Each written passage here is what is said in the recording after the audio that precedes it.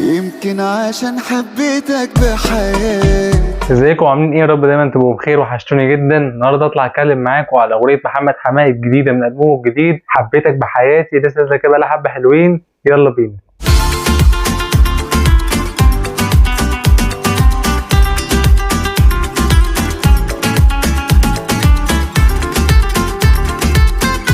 مش كان لا قبلي يوم ولا بعدي. اغنيه حبيتك بحياتي لمحمد حماقي من البوم سمعوني، هي من كلمات امير طعيمه ومن الحان عمرو مصطفى ومن توزيع الجامد جدا تومه. الاغنيه دي يا جماعه من الاغاني اللي انا اقدر اقيمها واديلها 10 من 10. اغنيه ممتازه، من الاغاني الدراما القويه الطربيه كمان، مش بس دراما. حاسس ان هو حبه قوي لدرجه ان هو حبه بحياته وكان عايز يفديه بعمره وبكل اللي جواه، وفي الاخر طلع ما يستاهلش. ازاي بتنسى ليالي ليالي. موضوع الاغنيه هنا بالنسبه لي شايف ان هو موضوع جامد جدا، جريء قوي. محمد حماقي غنى باحساس، كلمات الاغنيه كانت جميله، المعاني نفسها خلاص هو حاسس بحاله خذلان كبيره. صعبا حبيبي حالي على حال.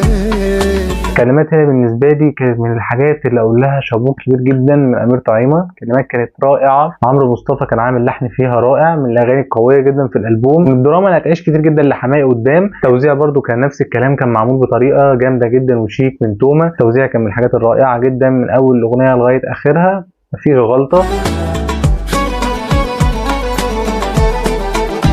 اغاني فعلا قويه وتستحق ان انت تسمعها وان انت تنبسط بالتجربه، مش بس ان انت شويه اغاني عجبتك وخلاص. الاغاني فعلا متكلفه ومطلوب عليها جامد جدا. الاغاني اللي انا حسيتها جدا لمست فيا حاجات كتير، ان هي على المستوى العام كلها من الاغاني القويه اللي انت ممكن تقعد تسمعها وتحس بشجن. اغاني حماقي السنه دي اكتريتها يا سلطنه يا طربي يا دراما، في مقسوم بس مش كتير قوي. الدراما هنا عندنا اكتر، والشغل معمول بشكل احترافي جدا. عمرو مصطفى شابوه كبير ليك، التعامل الحان لمحمد حماقي السنه دي فعلا متعوب عليها، وزي ما انت قلت تعمل الشغل بحب، وده فعلا اللي حصل هنا في البوم محمد حماقي الجديد. وانت اللي كل ليله على بالي. يعني كتير قوي يا جماعه متعوب عليها. فصلني شويه ان انا كان في اغنيه اجمل بنات الدنيا،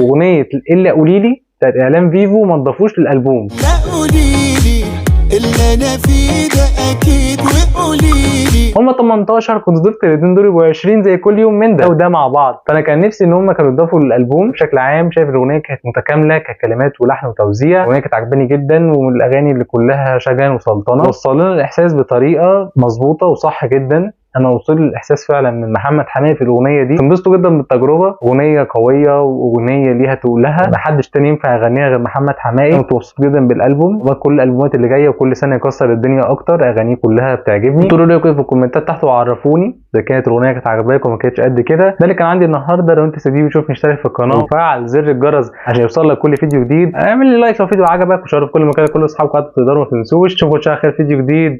سلام.